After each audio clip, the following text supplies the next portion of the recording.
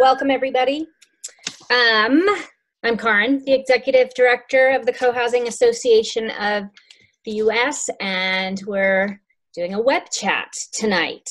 Coho US is super excited to continue this web chat series. I think Karen Gimnig is here tonight, the number 2 for Coho US, and she's been putting together this amazing web chat series, and this is number 22? 22. So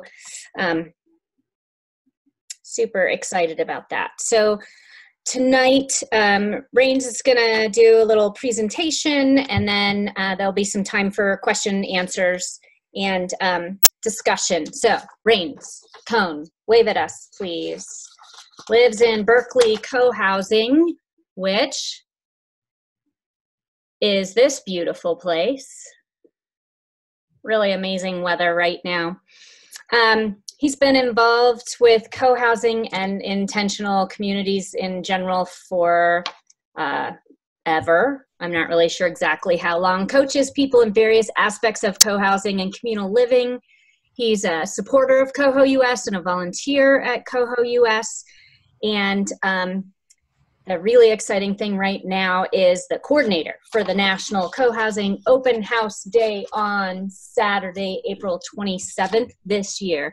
So tonight he's going to be talking about that day and how to host a great open house and how to collaborate with nearby communities, how to attend or best visit communities that day, and then how to spread the word through social media. So, Rains, whenever you're ready. Thank you, Karen and everybody making this possible to be here today and to be being part of the movement and the Cohousing National Open House Day. Let's see, is it the third year that we're doing this as an official organized national movement? There have been some efforts before and some regional organizing and definitely tours. Neil might be able to say something about that. But it's great, the idea that, you know, co-housing, of course, our neighborhoods are about the blend of privacy and community and the choice that creates. And so it's wonderful to be able to extend the invitation to communities to open their doors, to welcome people in a controlled way, in a way of saying, okay, we're not living in a zoo here, but on this day you can come in here and get a look. And Karen, it looks like we're still pinned on the Berkeley Cohousing view on the video, so for speaker view. At least that's what I'm seeing here. I'm not. I've got you as our speaker, so okay, I don't know why. I think it just defaults for me because I'm not looking myself. Excellent, thank you. Great. Yeah, the association is doing this as a way to help communities in marketing themselves, and that applies to all communities. People sometimes think of it, oh, that's just when we're forming and then we're done. But really, ideally, you're doing some aspect of neighbor relations and outreach and building the market for your future neighbors and community. That's a key piece of what you can do in community and the benefits of that and the benefits of participating. It's also just a really great for seekers to be able to in one day see several communities in the areas that have several, and even just to plan around it. It gets people out of their seats and out from, oh, wouldn't that be great someday? Maybe when I retire, maybe when I'm done with this place, whatever. It takes something to motivate people to say, oh, okay, here's the opportunity. Just like a car lot has a sale, it's creating an event that has a lot of benefits for the movement and for communities. Why don't we take a moment to just share the page here. One moment. It's always the hardest part for me, and then Zoom during a call is when I hit share. I have so many different windows open, but this looks like the right one, the main page. And hopefully it's not too big, so even on smaller screens and tablets, somewhat readable. I'll take it in a little. So yeah, the cohousing.org Open House 2019 is the page here for National Cohousing Open House Day this year. And it's that's the address we've been giving out and sharing. There are some supporting pages for it. But it's worth pointing out the quote from movement founder, architect, author Katie McCammett, who's in past years just saying, hey, well, why does this matter? It builds the relationships. It creates capacity and opens up the doors, open up awareness. There's many people who, when we were describing co-housing, I just get a lot of people, I don't believe that. That couldn't be true. Isn't that utopia? That's no place. But really, the power of community, I think if we give people a chance to see it, I think they can start to get it about how it's real and get connected to it. And that page, by the way, is the place where you can still submit your community for the list. We're updating that list every day, so it is continuing to grow. And we're getting more states on the list. Wisconsin's about to join, as we'll be hearing about shortly. It's on there. And when I just go for a moment to the list of participating communities, growing list so we can see it. I'm going to talk about the list. Okay, and of course, Sweden. See, so basically, yeah, 62 and growing with 19 states and a Canadian province. We're beyond National Cohousing Open House Day. It's international. We're casting a wide scoop, whether some communities are doing something the day after or even within the week. We're willing to include it. We're not counting the ones that are doing special events for the tours or open houses after the conference in June. That's a whole different effort. That'll be exciting in the Portland area. And so there's a few missing this year that are putting all their energy into the conference and not in there. But we're really getting some great participation, including at least 5 forming groups, 17 in the process of building, that have a site, or some are just meeting and planning, but one's with a site. And 39 established communities. I think actually 40 now as of the latest editions. Yeah, it is, as I said, not just for the newbies, but communities in any stage of development. There's regional organizing. I like the way Wolf Creek Lodge put it. Follow the co-housing corridor, 200 miles long, going from the Bay Area up to the Sierras. And we're still seeing about the Truckee. I can make it 300 miles, but. Group trips. I see a lot of forming groups like in Massachusetts. A forming group in Malden, a Boston suburb, is having a meeting and presence at Cambridge co-housing community, nearby town. And there's no substitute for people seeing community to get a taste of it and start to get it about what it's about. Towards that end, I don't know if Neil, you'd like to say a word about just tours, as as the coordinator of the upcoming conference tours and organizer in the past, just sort of the benefit as to why, what people say or why visiting a community is different about it. I'm not sure if you can unmute yourself here, or you have to, if you care to say something about it. Totally up to you. Yeah, I mean, I've also polished kind of my skills and my community's skills at being welcoming.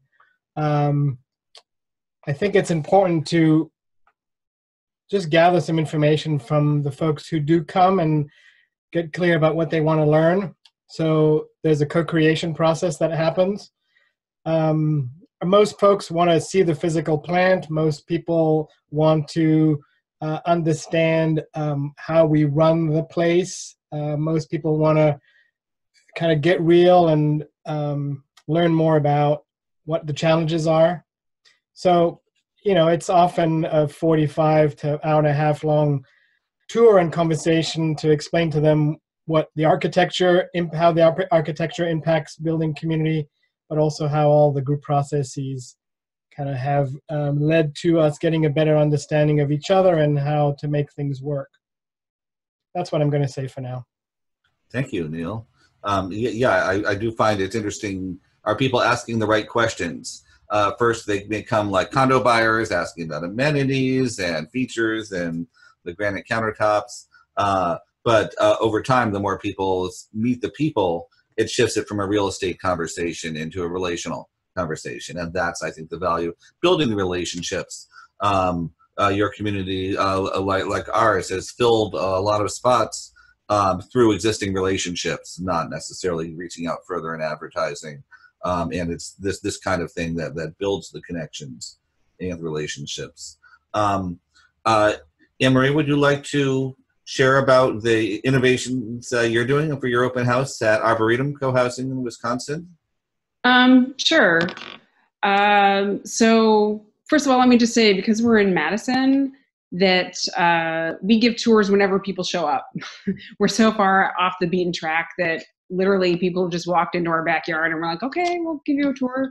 But we do have good turnout for the national events as well, the times that we've done that. This year, we're combining it with an event that we've been talking about for a long time, which is related to the Effigy Mounds we're located near a small lake in Madison, Lake Wingra, that originally was surrounded on all sides by effigy mounds from the mound builder culture.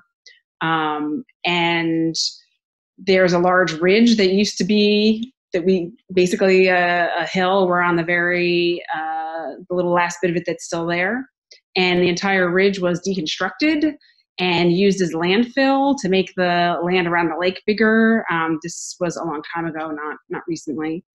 And so we have invited someone, an Oneida man, a tribal member from Green Bay, to come and speak about effigy mounds, the mound builder culture, which is not the same as the native groups that we have in Wisconsin now.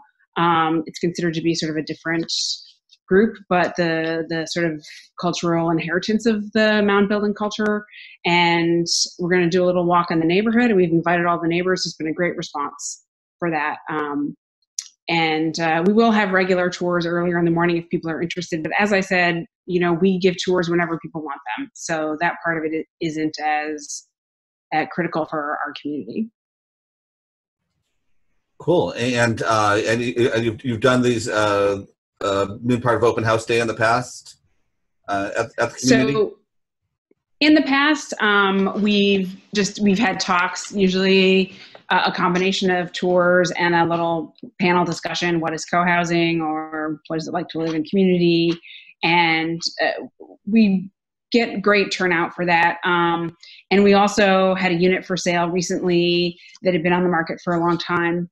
And we actually had a co-housing information session that brought in about 40 people just to hear about co-housing. And it's easy, I think, to forget because, it's where we live, what a unique idea it is. And we brought in even people that lived on our own block came to that talk, and just different people who had heard about it. And I think I love giving tours personally because I think it really reminds me what's unique about it.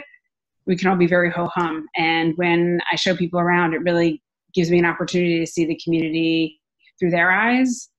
And, also you're pointing out the features, like here are our great guest rooms. Here's our, we have a grand piano, a very nice grand piano that nobody would ever or should ever really have in their living room. And it's available really for anyone in the community, and we have concerts. So it's just by kind of rehearsing that kind of, reminds me what's great about co-housing. Excellent. And have you, do you feel like out of those past ones have led directly to anybody buying or renting or otherwise connecting? So we have no trouble selling our units. We've had a pretty ordinary amount of turnover. Almost every one of them has been sold by word of mouth. This one that I mentioned was on the market for a long time, was extremely unusual. It had been outfitted with some very specific accommodations for a handicapped gentleman that lived there who died unexpectedly. And it was a trauma obviously for his family, for the community. And they really, really wanted to sell the unit to somebody who would be able to take advantage of the the equipment that was already installed. And ultimately they weren't able to do that. And that's when we kind of stepped up and said, okay, we'll just reach out to the wider co-housing community. And I think that one meeting we had generated a couple of offers, one which fell through and one which actually, was just sold a couple weeks ago. It's interesting. So we have a new co-housing community that's being built right now in Madison, Linden Cohousing, and they have 4 units left. They have a waiting list for some of the more desirable units. I don't know about the 4 units that are left other than that they're market rate. And it's an interesting contrast because we opened in 2007, 2008. It was the trough of the housing market. We were maniacs when it came to marketing. We had introductory sessions with potluck lunches, twice a month. We advertised everywhere. We went to every event.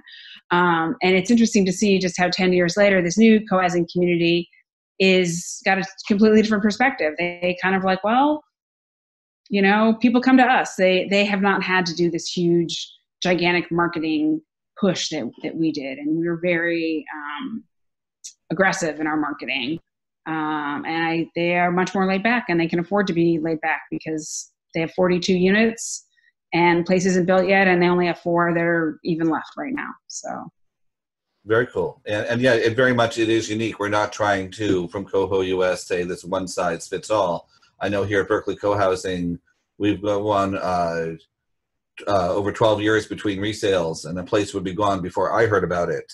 Right. But a lot of the resales have been to people in forming communities and in relationship and starting out here as renters more often than not. Yeah, and for our smaller units, which are sort of more desirable or at least more affordable for people, there's actually competition. I mean, where everyone's kind of like keeping their ears open and trying to get their who they have on the line that they're interested in having move into the community. And I'm sure, in Berkeley, you have the same experience. So, that's been very, very positive for people. I don't think anyone should be moving in and feeling like, oh, this is going to be a boutique property that will be difficult to sell later. Quite the opposite. We have a constant demand for openings. Excellent. And I know certainly when I sold my place at Swans Market Co-housing, brought a lot of people in, but it was the key part was getting prospective buyers to a meal and or a meeting, knowing what they're getting into. And, right. And seeing how they're relating to the community was so important. Mm-hmm. Great. Well, thank you. I look forward to hearing about how it goes. Please do take some pictures. I think we're excited.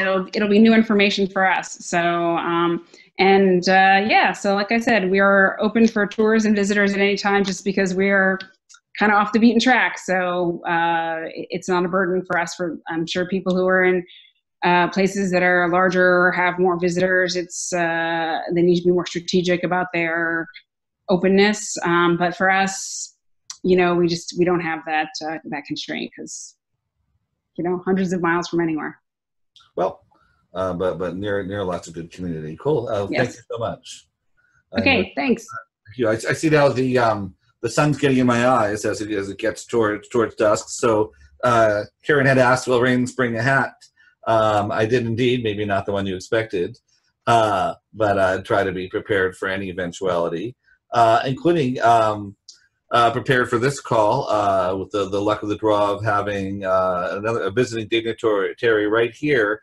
Sky Blue had a fellowship for an intentional community group that partners with Coho US. They've actually run the directory that runs the Cohousing directory and Communities Magazine and a Communities directory, and reaches across the wider range of eco-villages, communes, you name it. All the things that people think we are. FIC is there to help represent them. And I don't know, Sky, you want to say anything about the value of the community you're visiting? Okay, you join from here. Surprise, surprise. I'm in fact here with Rains at Berkeley Co-housing. So I was just looking up, and the first co-housing open house day was 2016. So I think maybe this is the 4th, actually. Could be. But I know the first couple that happened, FIC was very invested in spreading the word, and anything that was even remotely co-housing related in the directory, we were reaching out and really encouraging groups to participate. you know, for obvious benefit to themselves, for those who need it, but you know, this movement building aspect, and knowing that we are stronger together, both as individuals in a community and as communities of communities, is so important. And you know, I've been reflecting on theory of change lately, and how, you know, there's this idea that you know, knowing that there's a problem is not enough, that you have to actually have a vision that something else is possible. And I think an experience that something else is possible is even more powerful than a vision. So I think doing these kinds of open house days in a coordinated way to let people know that something like this exists, and it exists all over the place. And I think there's also an important gratitude piece that comes in for this too. As was mentioned, there's a way in which, when you give a tour of your community, it gets you in touch with all of the things that are great about your community. You can remember, oh, right, that's why I live here, which in the day-to-day sometimes you can forget. But then it's also a gratitude piece to all of the co-housers that came before you too, and all of the co-housing communities and the co-housing communities in Europe that were the original ones that got started, that inspired people to bring it over to the US. And every community, you know, there is a little bit of that debt of gratitude of you know, standing on the shoulders of giants, the people who came before them, and being able to help provide that inspiration going forward for new groups to start, and so that more and more people can join them. Coolness. I understand you've been hanging out in co-housing a bit lately. I have. My father helped found Valley Oaks Village up in Chico, California, and I've been staying with him for the last few weeks there. And obviously, it's a little bit different when you're there as a guest and visitor, but how is it compared to your long-time commune life? Well, yeah, I mean, you know, there's always similarities and differences between all the different kinds of communities. I mean, ultimately, people are people. Groups of people are going to run into the same dynamics, no matter whether it's, you know, co-housing or eco-villages or nonprofit organizations or PTA meetings, or, you know, whatever it is. Like, you know, people are people, and when we try to come together and work things out, you know, all the same kinds of dynamics pop up. But, you know, it's interesting. I mean, the opportunity here, of course, is that we get to bring some level of intention to what it is that we're trying to do together, and we get to grapple with these things in a more conscious way, and grow as people and grow as groups. You know, but Valley Oaks Village, you know, they've been around for a little over 20 years now. So we first moved in, and I was 16 when it was built out, and we moved in, and I was there for a year before I moved out on my own. So that was actually one of my very first early experiences of living in community, and got to be a member of the decision-making group for a little while, and all that. So it was really informative, and it's really sweet to be able to come back so many years later, and yeah, get to kind of touch back in with that community. Neat. And last piece, I know we've been bumping into each other a bunch the last few years, a number of gatherings trying to bring about a North American network for the Global Eco-Village Network. And many co-housers aren't familiar with that term, but how does it relate? You know, what's an eco-village, and how do we connect? And sure. Well, 10 seconds or less. Well, you know, I mean, I think eco-village is, in some ways, it's not necessarily that different. I think eco-village is just the idea that you're bringing more of a specific consciousness around sustainability or regenerative quality to all the different aspects of what you're trying to do. So social, economic, cultural, and ecological, like seeing sustainability in 4 dimensions. It's not just about living later on the earth, it's about our relationships and our economics and all these things that feed in together, that you can't actually separate these things when we're thinking about how to live a more sustainable existence. And you know, I was just down at the Los Angeles Eco Village a few weeks ago, which is on our co-housing list. And Lois Arkin was talking. You know, she was making this really nice distinction between standard of living as a sort of conventional term that we're all familiar with, and quality of life. And that we're not trying to increase our standard of living, we're trying to increase our quality of life. And that as you try to increase your standard of living from a materialist perspective, at some point your quality of living actually starts to go down, because all you're concerned about is accumulating more stuff. And so it's about how can we raise our quality of living without increasing our quality of life without increasing our standard of living in a way that's going to be continue to be detrimental to the planet. Excellent. And I know many larger eco-villages use the co-housing model, right. Cobb Hill in Vermont, for example, and Ithaca Eco-Village will be doing open house featuring the founder will be there and present. And eco-villages certainly promote some aspect or responsibility of education or outreach that maybe more than many co-housing groups do. But what are you looking forward to on Open House Day?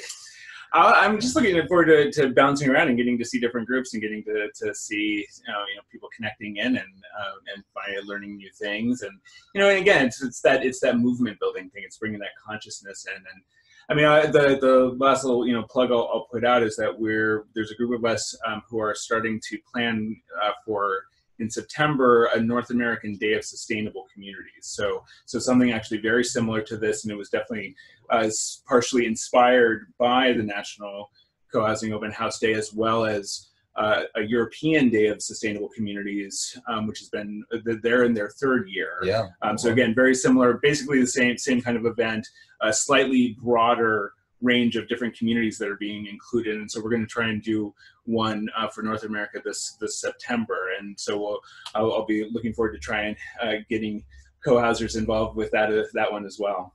Excellent. And I guess we'll see you up in Portland at the National Co-Housing Conference. Yep, we'll be at the National Co-Housing Conference as well. Looking forward to it. Excellent. Thanks, Guy. Yeah. Much appreciated.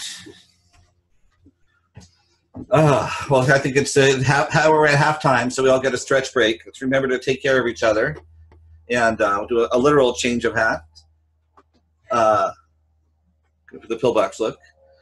And if you do have questions, Carrie is suggesting, do enter them in the chat, and we'll get to them. But we will be soon opening up and be able to call on people directly. But if you have something that you do, to write it down, remember it, just put it in the chat.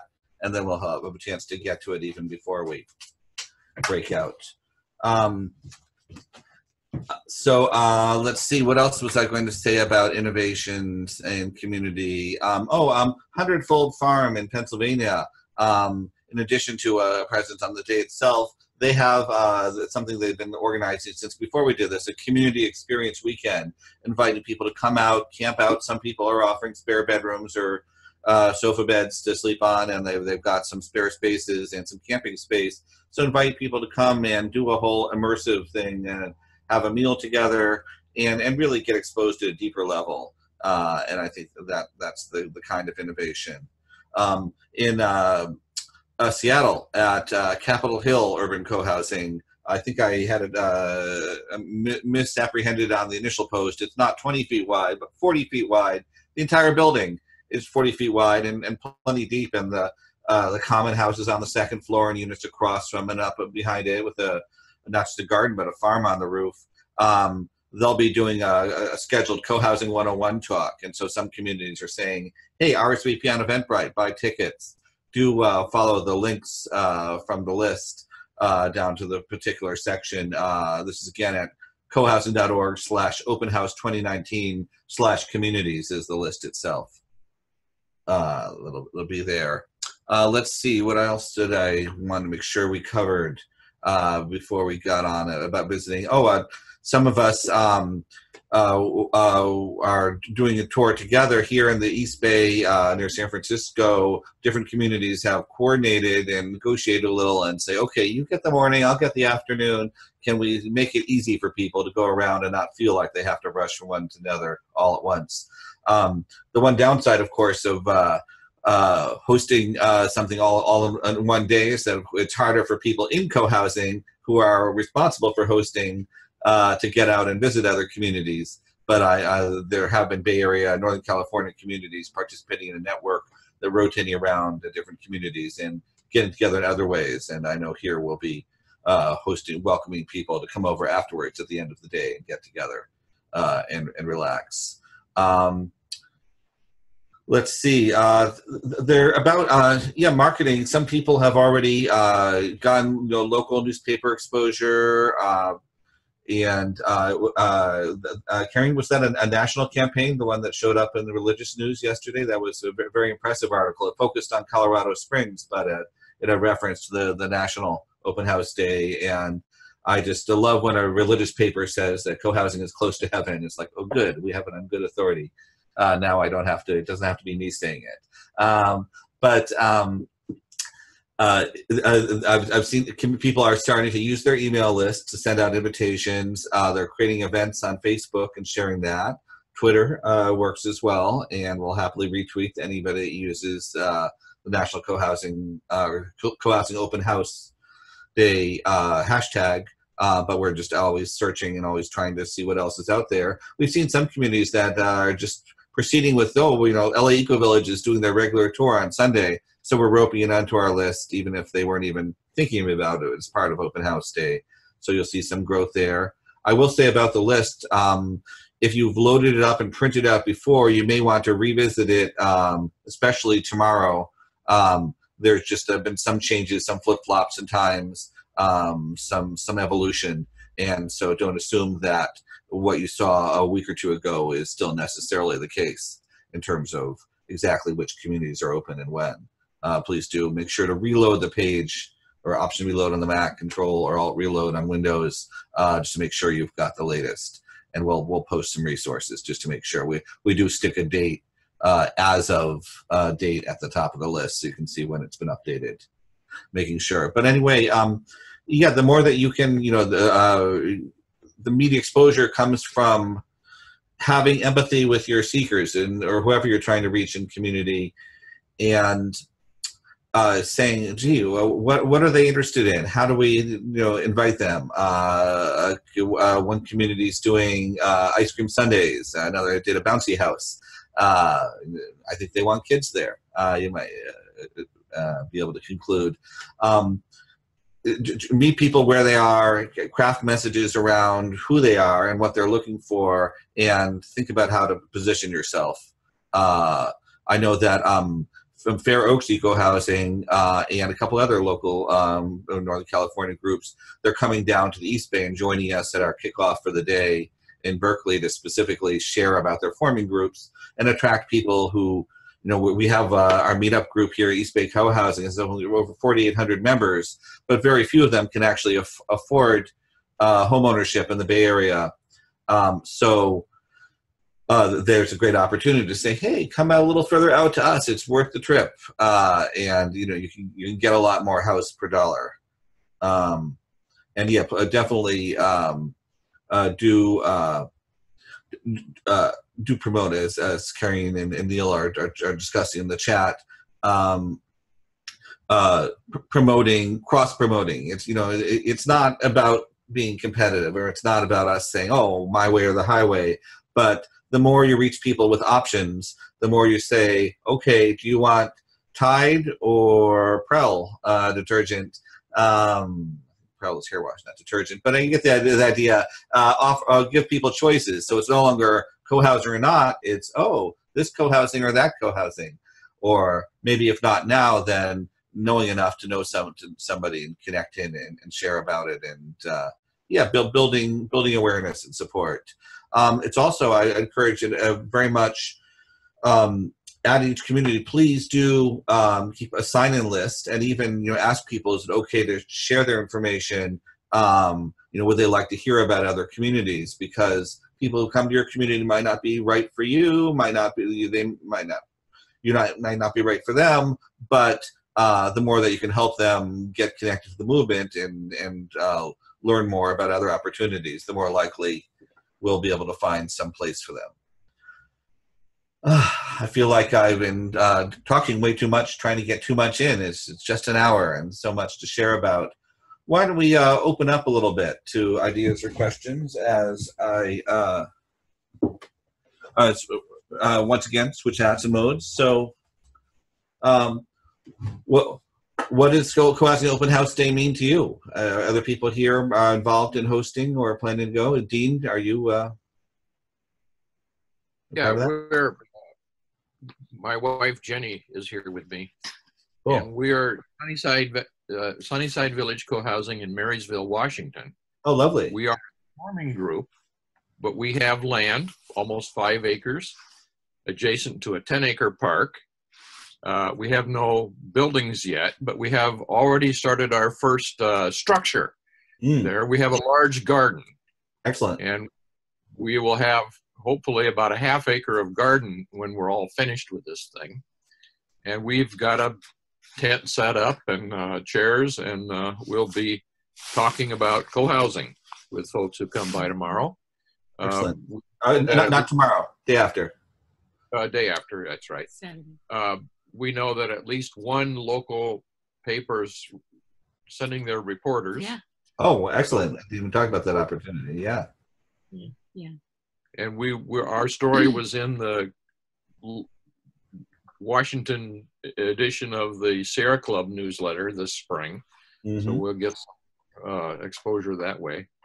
So we're just looking forward to it. We're encouraging most of our members to go out and visit other places, but a few of us will be holding down the fort. That is important. Jennifer? Also with us Saturday, we think will be our favorite banker who totally believes in us and wants to help finance everybody. So he's going to be hanging out with us too, which we think is good. Excellent. We need more bankers that believe in us, and everybody. The favorite banker around. So that's great, both the media aspect and that is a great opportunity. This event is an opportunity something that makes news, and so reporters may come, extend the invitation, invite them. We in the past we tried some things on a national level, but it's very much a local, and there's no substitute for your relationships and your knowing who actually would care about it. And it doesn't make sense so much for us to end up at the bottom of a pile, but add your local angle. You mentioned those specifically, people in your forming group getting out to visit other communities. What do you see the benefit of that being? Well, many of them don't. I mean, they like the idea of co-housing, but they haven't experienced it or seen it. So by going out and visiting other nearby communities that are also having open houses that day, they're going to learn a lot. They're going to learn things that we didn't learn probably when we were there, and they're going to bring all that back to us. Dean and I have gone to a lot of most of the local co-housing places in Western Washington and just learned so much each time. Every single place we've been, people have been so kind and so helpful, just bending over backwards to give us support and help. And so we want our community that, many of them don't know very much about co-housing. So we're encouraging them to go look at other places and bring back good ideas for us. Excellent. I certainly have seen that. I mean, if nothing else, it'll give you a common vocabulary to say, okay, as we're designing this common house, let's have it a little more like Songaia's, but with a kitchen like at Capitol Hill. That's a mean kitchen. Exactly. Yes. Yeah. Excellent. Thank you. I look forward to it. I know I was just referring one of our co-housing coaching clients up your way. She's looking at Washington communities and wants something coastal and some rural and grassrootsy. And it's like, oh, I think these folks are worth checking out. She won't make it to open house day, but she'll probably be in touch shortly afterwards. And that's the other thing. I mean, it's easy for us to say in general, like, I can't make it that day. Forget it. It's not relevant. But every bit of this is building awareness, building consciousness. That little tickler that reminds me, hey, we're here. It's real. We can do something about it. Great. Thank you, Dean and Jennifer. Anybody else with a particular story or goal for this weekend, or question about it?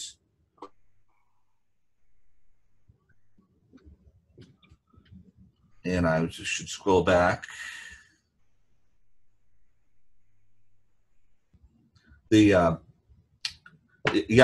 been here in East Bay Co-Housing, we've been using Meetup, and that's how it's gotten us our large base of interested people. We actually ran an ad in the East Bay Express, our local paper. Let me see if I can share that. That would be in preview. Do I have preview open? Yes. Do I have the right window open? Too many windows. Okay, here we go. Let's pick it up, load it over. And go to Zoom so I don't lose. Oops, not Zoom. Share. And of course, alphabetically, it's down the list. Where did preview go? Preview. Okay, here we go. There. Basically shares a picture. The background image of this is from the movie Within Reach that I helped produce. Folks that did a bicycle journey to 100 sustainable communities. Anyway, this ad is running in our local paper, which gets a lot of attention. It's amazing. People still look at print ads. It cuts through the spam filters. Their defenses are down. Online, it's like, oh no, ad, go away, whatever. But here we're able to, we used to do regular advertising in the local paper at a very low rate. But in this case, they're able to do an online broadcast of this and a share. We were definitely getting a surge of interest, some from the national cohousing.org site, some from the local paper listing, some of the e-blast, even though they got our phone number wrong. So yeah, it definitely, it's worth it. There's also, I think, a benefit to the community in that I've seen a little bit of a spring cleaning going on. It's like, oh, there's company coming, let's clean house, and some effort at that. So I think it's benefiting us in other ways. The landscaping is certainly sprucing up. Part of that is the good weather we're having here, but also in the season. But I think there's a little bit. For our community, this year is our 25th anniversary, a quarter century in community. And so we're celebrating internally in our own ways and not trying to do one big blowout, but lots of little things that honor that. And I feel like this is a part of that as we're doing that. Thoughts, comments, questions, inspirations? I see some company coming. And if you have something to say, be sure to unmute yourself. I see everybody else may be muted right now. There you go. I can share a quick thing that I'm doing tomorrow, actually a day early. The Cohousing Research Network has friends in the Department of Geography and Planning at Chico State, and every few months they ship down a handful of students that come down on the bus and get off on the ferry at Jack London Square and walk up to Old Oakland. So I will have 17 students come and visit us at Swans and just walk them around, let them answer and let them ask all sorts of questions. And it's just a wonderful, as has been shared here already, opportunity to just see the community with fresh eyes. I think Anna Maria was talking about that. So anyway, I'd love to spend more time with the younger generation and the universities. UC Berkeley does the same thing, sends me people every once in a while. But after all the challenges that have happened around Chico with the fires, we're kind of helping and looking at rebuilding. So anyway, that's a fun little thing that's happening to me as a precursor to the visits that I'll be making on Saturday. Nice. I know some folks around here, there's some warm-ups, some sustainability groups doing unrelated events that kind of link in and get people in the mode, ready for community. Let's see. Any other key topics, other ideas or inspirations? Open house day. Karen or Karine, anything that from your perspective about its importance to the movement and the organization? I think would be helpful for people to hear that. It's part of the record. I think one thing that we have noticed hosting open house days is trying to plan some community activities that have nothing to do with open house day, but they're just out there and visible so that people that are coming to visit for the open house day can see, like, this is what a landscaping work day looks like, or this is what it looks like to have kids cooking pizza in the kitchen or something like that. I think it allows people just that can't come and stay at a community for a week to kind of grasp it all, they can get just a little bit clearer idea of what life is really like. They can kind of observe little snippets of it, and it's fun. Cool. And unfortunately, I see your community is sitting out this year. It is true. That's allowed. Embarrassingly, yes. There's a fairly big local political thing happening that some of our key community players are also key city politics players, and we're trying hard as possible to try and, okay, so go do that thing and then come back here and do that thing. Can we organize that way? But at least your sister community, Silver Sage, across the street, is doing things. And I know a forming group in the area is taking people to another community, Washington Village, as well. Yep, perfect. And I was going to say that's not so much about open house day, but just the collaboration between communities when you're nearby, whether you're across the street from each other, like Silver Sage and Wild Sage, or in the same town. For example, I gave a tour to some folks of Wild Sage a couple of days ago, and while we were talking, I said, so have you visited the other communities, the other co-housing communities in Boulder? And they said, there's more. And I said, yeah. So right there is one. 2 miles that way is another one. 3 miles that way is another one. And so just it shouldn't be territorial, right? So if somebody wants to come and learn or visit co-housing, great. I'm going to tell them about all kinds of co-housing. Because while we all have similarities, or like as Sky was saying, co-housing or intentional communities, there are similarities and there are differences, and different communities are going to be a different fit for different people. You just got to find your right one. Absolutely. Thank you. And I recall when a work colleague came to visit me at the community for the first time, came to a common dinner, and I just could really see her eyes opening up. She said, this is not what I expected. A lot of people, for whatever reason, have their images of their own shared living experience in college, in dorms, in group houses or whatever, and I think our reality is different enough that it is a real wake-up call. Mm-hmm. I think that brings up another point, Rains, that, I think a lot of times we think about sharing co-housing so that more people will get into co-housing, which is, of course, fabulous.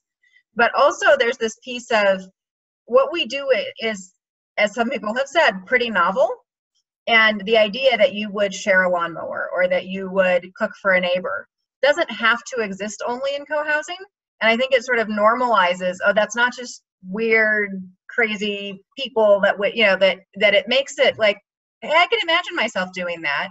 And I like to think that every time we make that exposure, we shift the culture just a tiny bit more toward sharing and engaging with each other, whether or not they ever choose to actually live in co-housing. And I think that's a huge part of what co-housing brings to the world. Well, what? There aren't crazy people in co-housing? It is spring, but yeah, thank you, Karen. That is a key point. I mean, as I was saying earlier, it's of course, it is real estate, so it's about the location, about the structure, about the amenities. But the more we do shift the conversation, so it's about the people, and I think that makes such a big difference. And people seeing, yes, we not only find great co-housers, but make great co-housers and help people understand what's the bumper sticker say? The longest, most expensive personal growth workshop you'll ever take.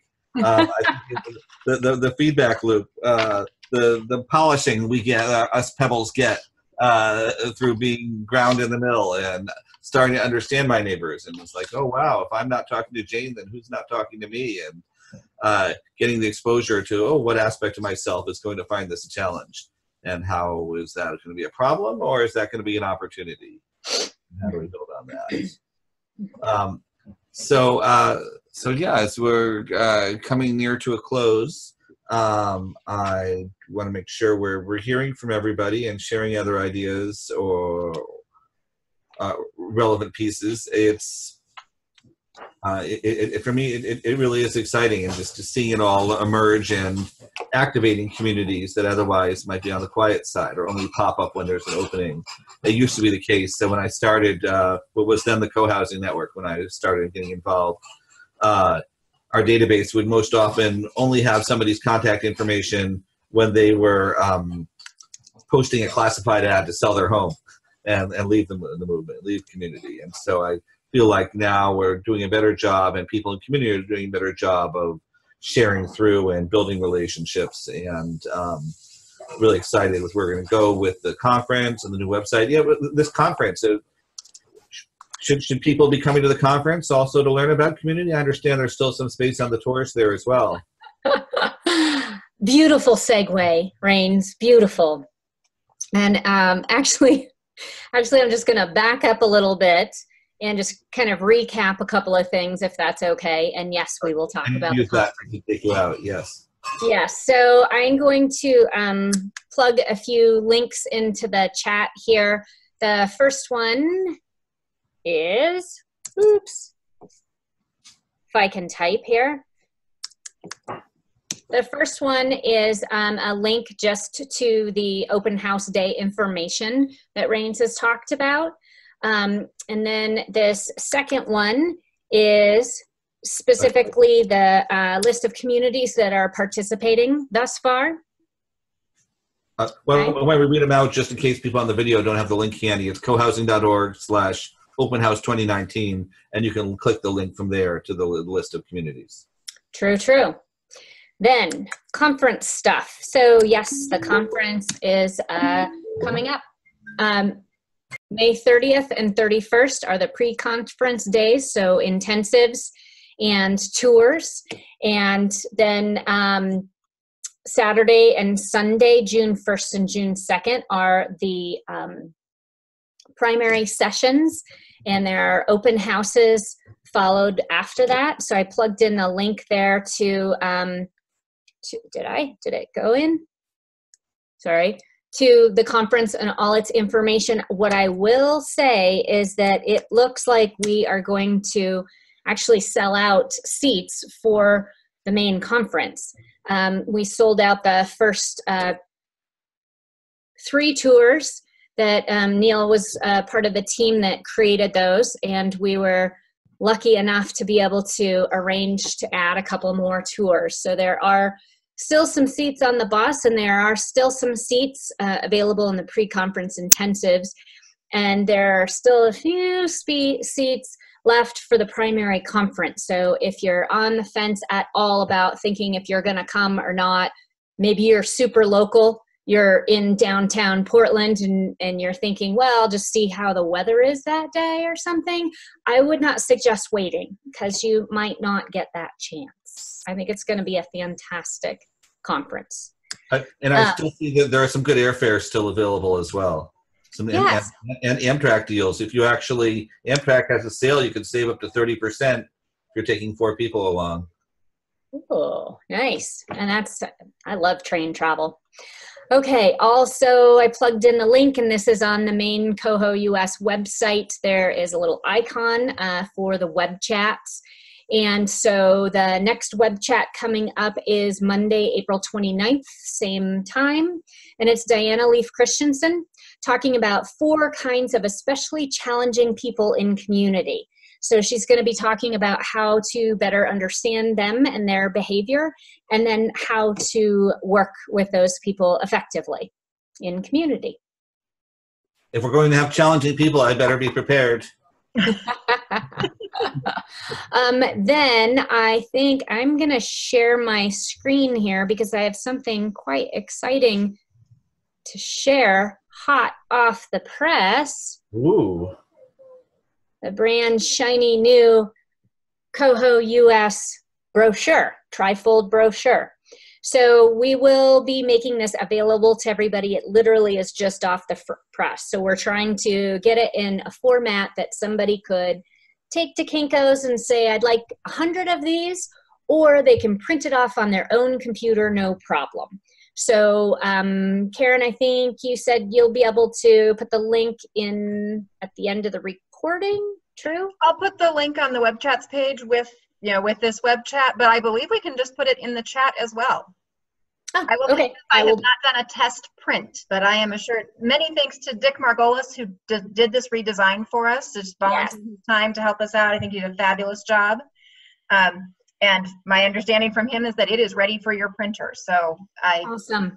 And Rains, I'll make sure you have this file, so those communities that have said, yep, we're participating, you can send it right to them. But I just like to point out a few really lovely things about this shiny new brochure. So this is the front page. So this, for example, would be, it's a trifold. So this is what people would see first.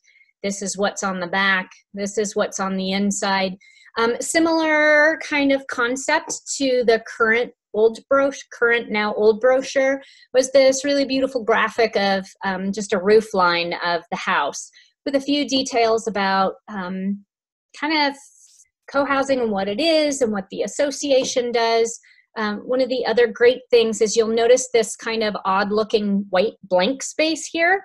Well, it's not just a random blank space we forgot to put something in.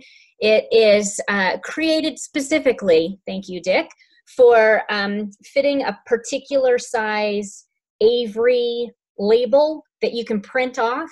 So the idea is that these brochures can be easily customized by communities. They can put in their community name and address, maybe contact info, print out a sheet of stickers and stick them on the back of a bunch of brochures, and they now have custom created brochures.